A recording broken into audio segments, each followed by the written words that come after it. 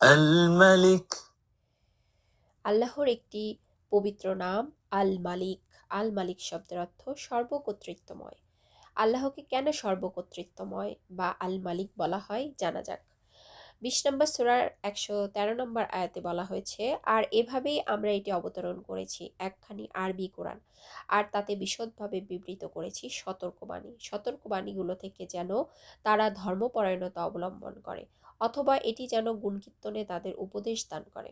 20 নম্বর সূরার 114 নম্বর আয়াতে বলা হচ্ছে, কাজেই আল্লাহ অতি মহান, রাজাদিরাজ, চিরন্তন সত্য, আর কোরআন নিয়ে তুমি তাড়াতাড়ি করো না তোমার কাছে এর প্রত্যাদেশ সম্পূর্ণ হওয়ার আগে, বরং বলো, আমার প্রভু, আমাকে জ্ঞান বিজ্ঞান তুমি বাড়িয়ে দাও।